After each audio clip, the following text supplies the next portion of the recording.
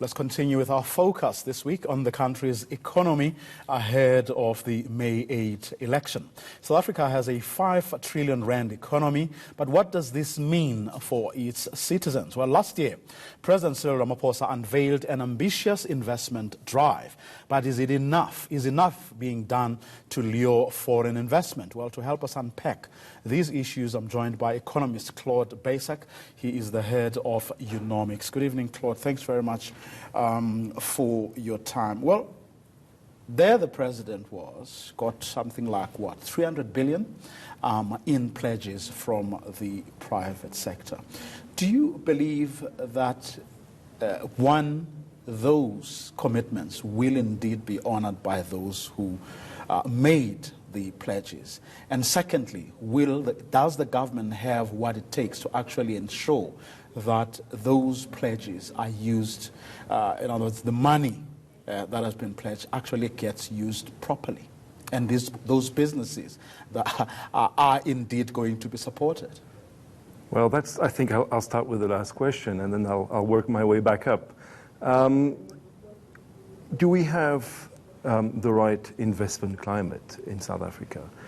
And I think if 300 billion came through, then it probably means... Well, it's only... But no, we don't, because, 300 billion out of what? Of a GDP of 5 trillion?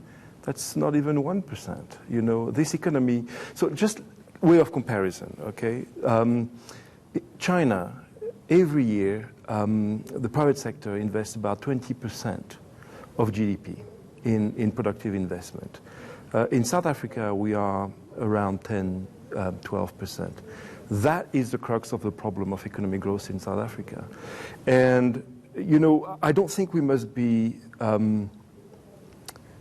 lured too easily by the kind of announcement, effect of the investment drive.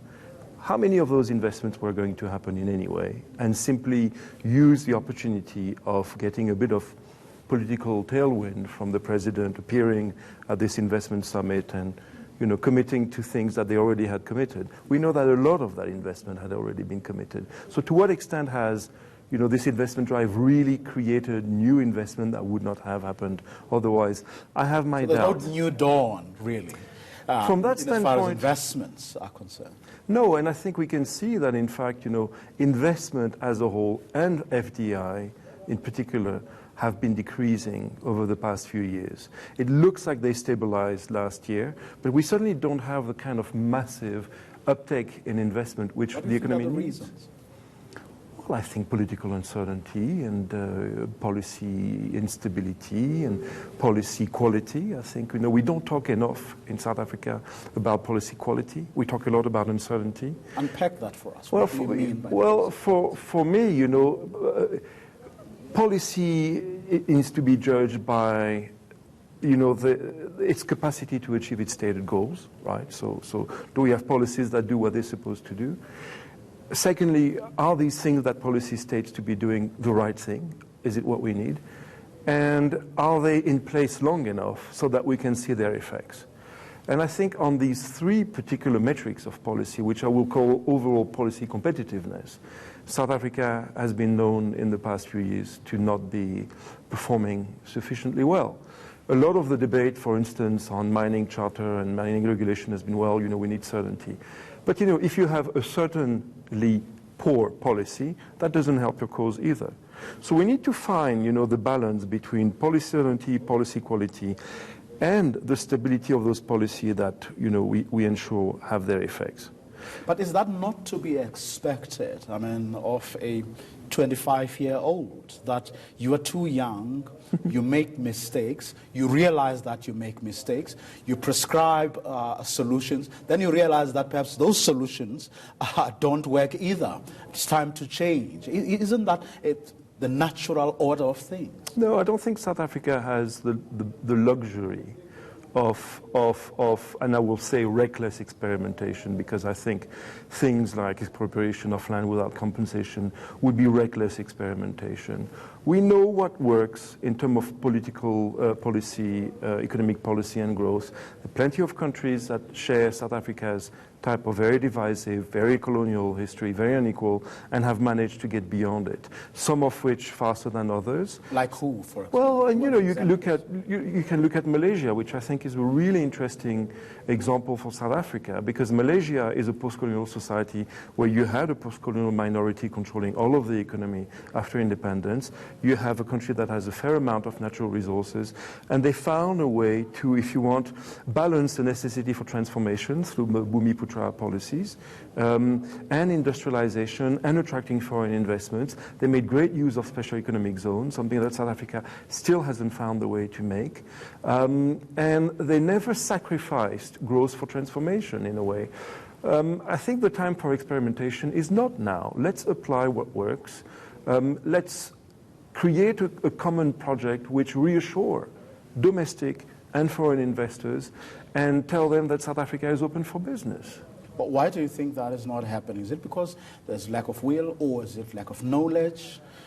What could be the reasons? If the information is out there, as you say, but people are making use of it, well, it's an interesting question. I was listening to your previous interviewee, who speaks about the lack of political and policy commitment to do certain things which we know are the right things.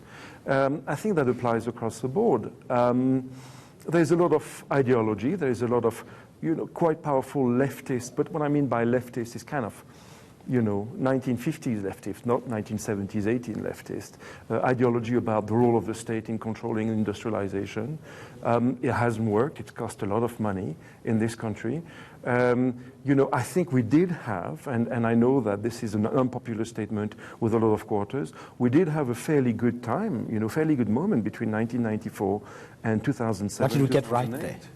Hey? What did we get right during that time? Well, I think the philosophy of balancing, market requirements and the establishment of a welfare state, which would correct the egregious abuses of the past and the enormous social economic legacy of the past, was the right way. Of course, there are a lot of details and a lot of issues that were wrong, but if we could at least debate, what worked, not pre-1994, but post-1994, pre-2012, 2013, which is essentially the years where South Africa kind of lost the plot. Okay. That's what we're going to leave it for tonight. Thanks very much. Thank you so much for coming through. Economist Claude Baissac.